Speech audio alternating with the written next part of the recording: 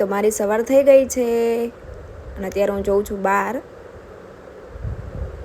આ પીવું છું ગરમ પાણી અને અહીંયા બને છે મારી ચા અને અત્યારે હું જે વિચારું છું કે હું ક્યાંથી બધું ચાલુ કરું. આજ ઘરની સાફ સફાઈ કરવાની છે, જેમ કે હું તો ડેઈલી કરું જ છું, પણ આજે છે ને જે મારા કપડાં છે ને આમથી તેમ, કેમ કે અંજલિને મારી કોઈ ફ્રેન્ડ આવી એટલે હું બહુ જાજુ જોઉં નહીં, ક્યાંક બહાર જાઉં ને એટલે કપડાં મારા આખા વિખાઈ જાય, એટલે આજે પહેલાં મારે ઈ કરવાનું છે.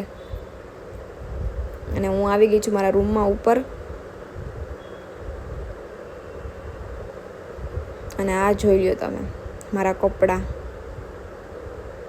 જોકે આમ તો મારી પાસે કપડાં છે નહીં, પણ જેટલા છે એટલા અત્યારે કરવું તો પડશે જ સરખું. અને હું વિચારું છું કે હું ક્યાંથી ચાલુ કરું, પણ હવે કરવું તો પડશે જ. અને તમે જોઈ શકો છો જેમ કે મેં મારી આખી પેર છે નાઇટ ડ્રેસની, પણ મેં ઉપરનું અલગ પહેર્યું છે, નીચેનું અલગ પહેર્યું છે, કેમ કે મને મળ્યા જ નહીં મારા કપડાં.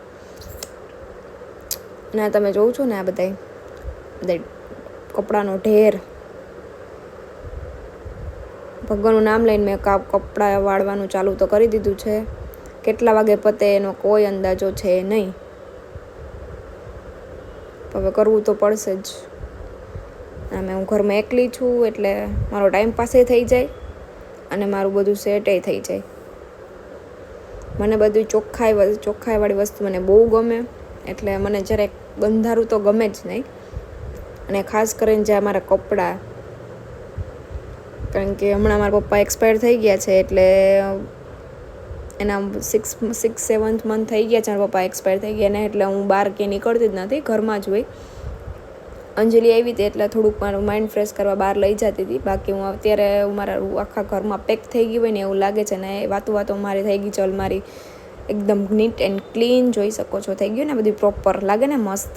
અને આ કરતાં મેં મારું રૂમ પણ એકદમ મસ્ત ક્લીન કરી નાખ્યો છે, મારું બેડ, મારો રૂમ. અને હું થાકી ગઈ છું જે તમને બતાવું છું. અને આ મારો રૂમ થઈ ગયો ક્લીન.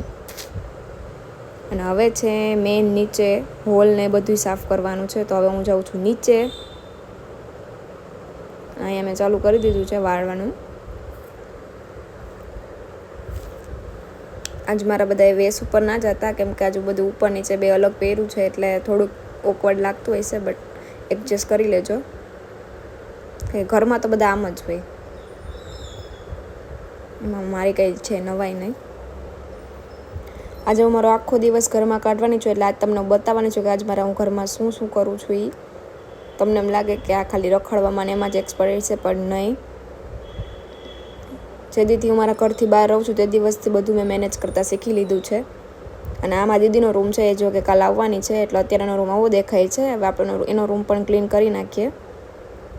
અને આ છે ઓલો હતો બિફોર અને આ છે આફ્ટર. એનો રૂમ પણ એટલે ક્લીન કરી નાખ્યો છે.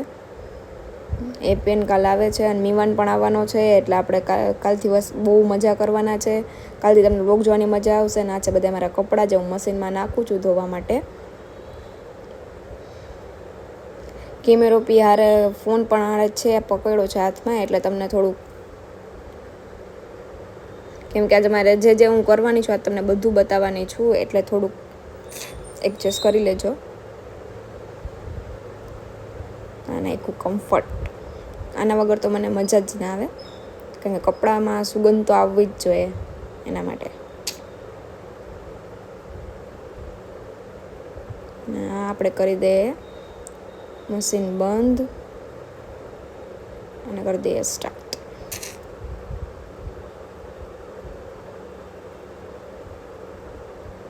અને તમે મને કહેજો કે આ વ્લોગ કઈ રીતના આ મસ્ત બન્યો છે, આવી રીતના હું બનાવું કે નહીં, પાછળથી વોઇસ નાખીને. અને હું થાકી ગઈ છું. અને મેં આમાં કચડા પોતાની બધું પણ કરી નાખ્યું હતું, એટલે તમને મેં નથી બતાવ્યું, કારણ કે હું એકલી હતી ને કોઈ શૂટ કરવાવાળું હતું નહીં. અને આ મેં નાહી લીધું છે. હવે મારા અગરબત્તીનો અને બધો પૂજા કરવાનો બી ટાઈમ થઈ ગયો છે. અને નાહી લીધું છે, હું તમને બતાવું છું કે હવે હું ફ્રેશ થઈ ગઈ છું. હવે હું જાઉં છું પૂજા કરવા. હું એક પણ દિવસ અને હું રેડીમેડ જે ઓલું દીવા કરવાનું જે આવે છે એ યુઝ નથી કરતી. હું ડાયરેક્ટ બનાવીને પછી જે ઘીમાં જે દીવો કરવાનો હોય એ દીવો કરું છું. અને મને આ બહુ ગમે. અને આ થોડુંક લાંબો ટાઈમ સુધી ચાલે પણ. અને હું એ કરું છું, બાકસ ગોતતી હતી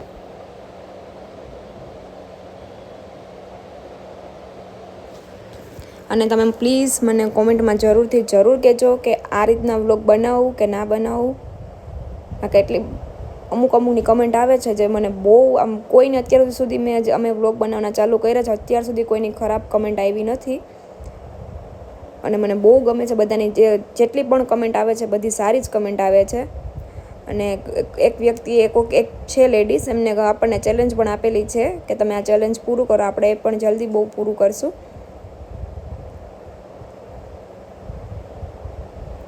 અને બધા પ્રાર્થના કરો છો કે અમે આમ જ આગળ વધતા રહીએ. અને હું તમને કહી દઉં કે હું જ્યારે પણ પૂજા કરતી હોય ત્યારે મને પહેલાં મારા પપ્પાની જ યાદ આવે, કેમ કે એ રોજ સવારે 5 વાગે જે પૂજા કરતા. અને આપણે તો એટલા વહેલા નથી ઉઠી શકતા, એટલે આપણે રોજ સવારે સાંજે 7 વાગે આપણે પૂજા કરીએ. અને અહીંયા આપણી પૂજા થઈ ગઈ છે કમ્પ્લીટ.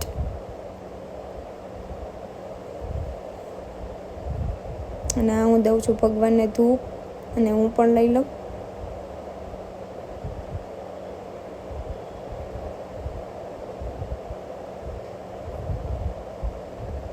અને આ થઈ ગયું છે ધૂપ. અને અહીંયા હવે થોડોક ટાઈમ થઈ ગયો છે એટલે હવે હું રસોઈ બનાવવાની તૈયારી કરવા માંડી. રસોઈ મને બનાવતા આવડતી નથી, પણ જે દિવસથી 4 વર્ષથી ઘરની બહાર રહું છું એટલે રસોઈ બનાવતા પણ આપણે શીખી ગયા છે. તો આજે આપણે બનાવવાના છે, એકદમ લાસ્ટમાં જોઈ લેજો કે શું બનાવ્યું છે. લાસ્ટમાં કહીશ કે હું શું બનાવું છું.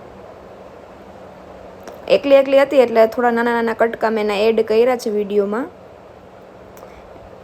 બધા એમ કહે છે કે તમે વ્લોગ લાંબા બનાવો, પણ ઘરમાં આખો દિવસ હોય એટલે વ્લોગ લાંબા કેમ બને? તો આપણે ટ્રાય કરશું આપણે વ્લોગ લાંબુ બને એમ, કારણ કે હજી આપણે શીખીએ છીએ બધું, એટલે થોડીક વાર લાગશે. પણ તમે બધા સપોર્ટ કરશો એટલે આપણે બધું સારું વિડીયોમાં બધું કરશું. એડિટિંગ પણ સારી રીતે થઈ જશે, બધું સારું આપણે કરશું આગળ. અને અહીંયા આપણે હવે રોટલી બનાવી નાખશું. લોટ તો ઓલરેડી બાંધીને જ રાખ્યો હતો.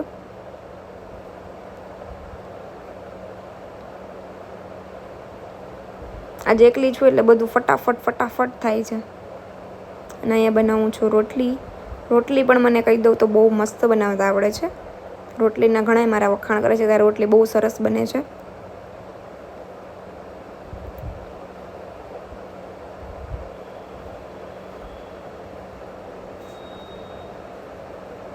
અત્યારે બહુ સ્પીડમાં તમને દેખાતું છે કે બહુ સ્પીડમાં કરું છું, કેમ કે મને બહુ ઉપર પંખો તો છે, પણ અત્યારે પંખો ચાલુ કરશું તો આપણો ગેસ બરાબર ચાલશે ને, એટલે આપણે પંખો બંધ રાખ્યો છે અને મને થાય છે બહુ ગરમી. અને આ જોઈ લો મારી રોટલી કેવી મસ્ત ફૂલી ને.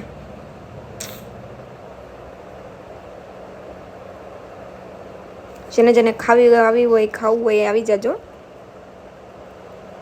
અને હવે અહીંયા બનાવું છું શાક બનાવવાની તૈયારી.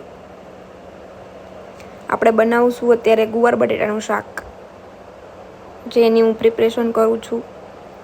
જો કે પ્રિપરેશન ઓલરેડી થઈ ગઈ છે બધી, હવે ખાલી બસ બધું બનાવવાની જ રાહ છે.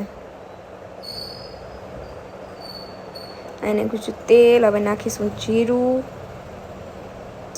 હિંગ ગોતું છું. હિંગ વગર તો મને જરાય મજા ન આવે.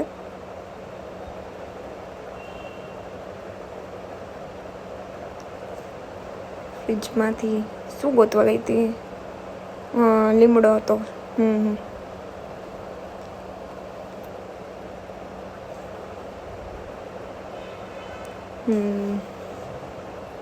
લાસ્ટમાં તમને બતાવીશ પણ ખરા કે મેં કઈ રીતના બનાવ્યું. આદુ લસણની પેસ્ટ,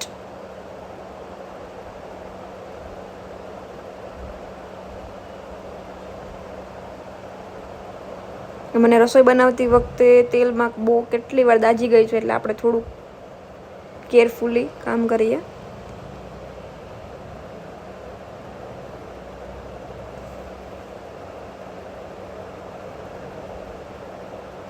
હવે આપણે ટમેટાની પ્યુરી કરેલી હતી મેં, અને પછી આપણે એડ કરી દઈશું.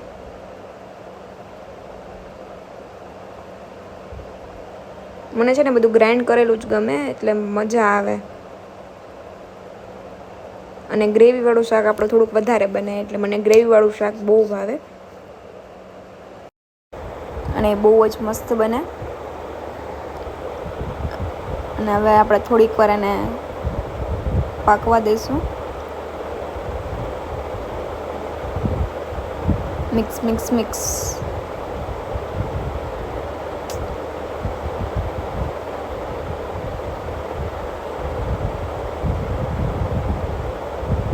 અને હવે મારું બની ગયું છે આ ગુવાર બટેટાનું શાક. લુક વાઇઝ મસ્ત લાગે છે ને. આ છે અહીંયા ખીચડી બને છે. જે ગુજરાતી લોકો હશે ને તો ખબર જ હશે કે ખીચડી તો રાતે હોય જ. અને આ છે મારી રોટલી. બધું રેડી થઈ ગયું છે. અને સાથે સાથે મેં પ્લેટફોર્મ પણ સાફ કરી નાખ્યું છે.